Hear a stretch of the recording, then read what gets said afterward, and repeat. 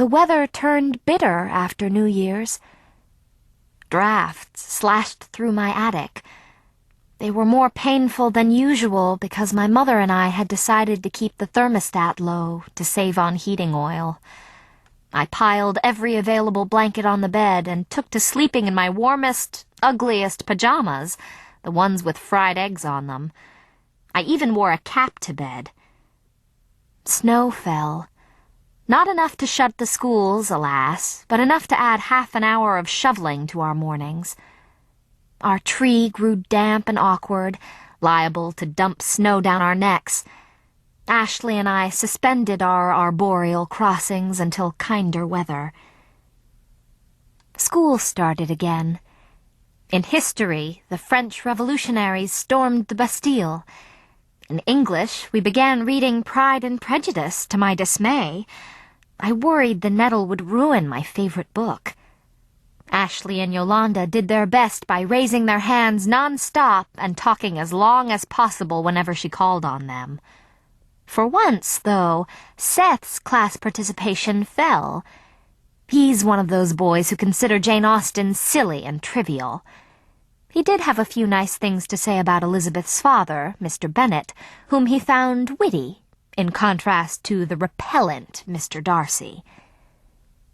The Fourfielders returned to their palace on the hill. Ashley got an email from Ned saying they were back. He had indeed spent his vacation with the Parrs, but on Bermuda, not in Manhattan, so I had wasted all my anxiety on East 74th Street. Insomnia rehearsals didn't start up yet, however. The boys had their finals after their vacation, poor things, and extracurriculars were suspended so they could study. "Did you hear anything last night, Julie?" asked Ashley one morning as we waited for the school bus. "What kind of anything?" "Sort of thrashing. I thought it was a bear or a deer eating the tree, but when I looked in the morning, I saw footprints in the snow. People feet, not deer hoofs. Unless the deer was wearing boots." "Do you think it was a person eating the tree?" "People don't usually like bark, do they?" "Not unless it's almond bark." We paused for a moment of nostalgia, remembering the many delicious pounds of almond bark we made during Ashley's candy-making period. "Funny. I wonder who it was," said Ashley.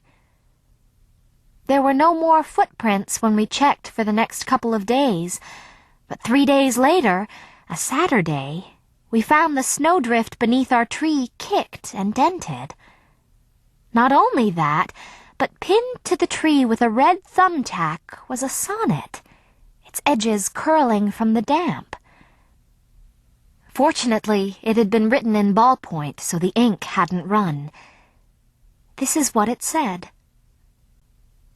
"Just let me wait a little while longer, under your window in the quiet snow. Let me stand here and shiver, I'll be stronger, if I can see your light before I go. All through the weeks I've tried to keep my balance. Leaves fell, then rain, then shadows. I fell too. Easy restraint is not among my talents. Fall turned to winter, and I came to you. Kissed by the snow, I contemplate your face. Oh, do not hide it in your pillow yet.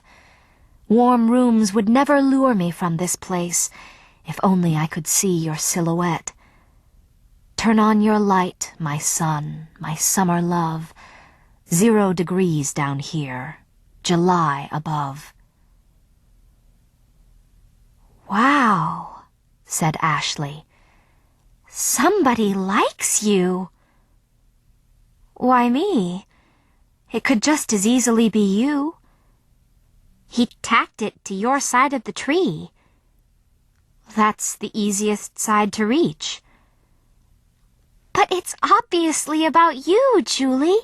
He even uses your name. Look, July above. Not quite Julie, but close enough.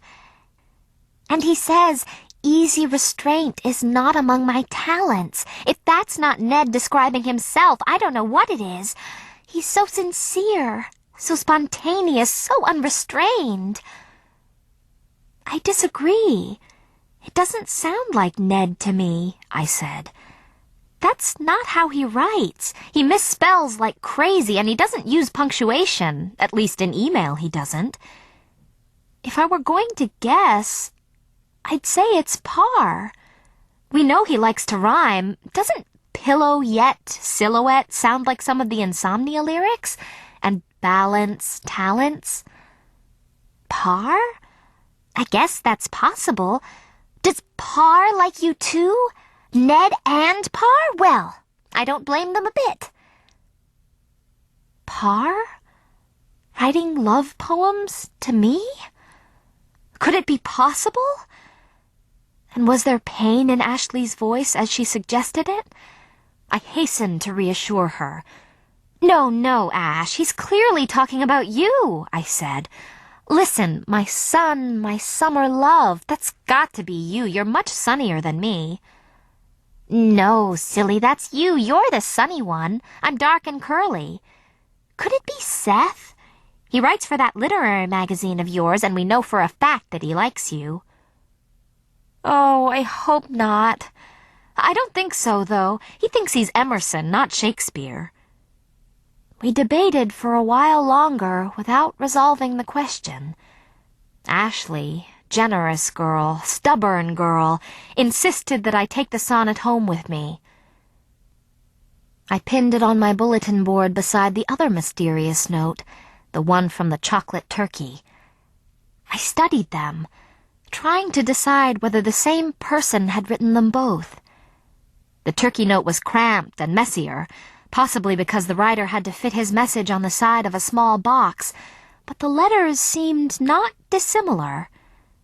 I decided I needed a larger handwriting sample from the turkey giver before I could say for sure. Chapter 17. A limited junior license. A disastrous mocharetto. Mint sauce. My father and stepmother approve. Seth Young stopped me as I was leaving school with Ashley and the Gerards that Tuesday. "Oh, Julie, Ms. Nettleton says the printer called," he said. "The bound copies of Sailing are ready. Eleanor asked me to pick them up. Can you come help? It's over in North Biz." It seemed impossible to refuse without being rude. "All right. How are we getting there? Is Ms. Nettleton driving us?" "No," he said proudly. "I am. I got my license last week."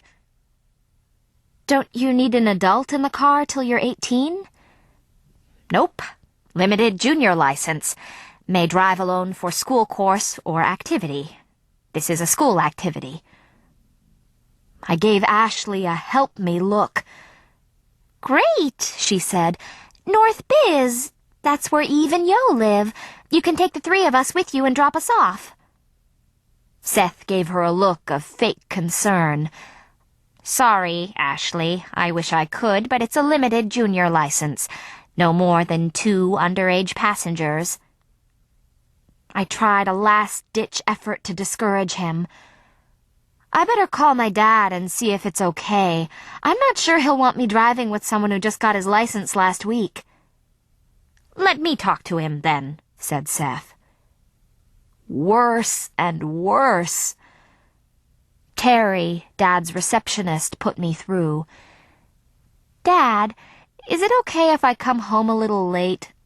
I need to go with my friend Seth to pick up the bound copies of Sailing to Byzantium, the literary magazine, remember? He'll be driving. He got his driver's license last week." Dad expressed concern, as I'd hoped he would. "Yes, just last week.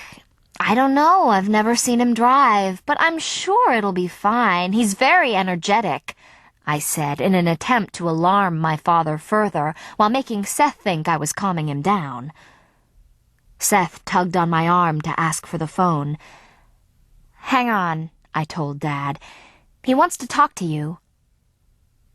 "Hello, Dr. Lefkowitz?" said Seth. Seth Young.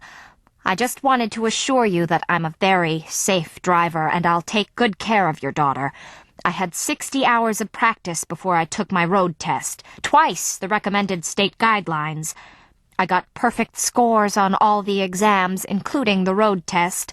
I'm certified in first aid and CPR. Not that I expect them to be necessary this afternoon, of course, but I think it speaks to my character. What? Yes, my parents' Volvo. No, never. Of course. Oh, that sounds wonderful. Thank you very much. I'll just have to ask my parents. He handed me the phone back. He wants to talk to you again. Your friend sounds like a very responsible young man, said my father. I invited him to dinner. Amy's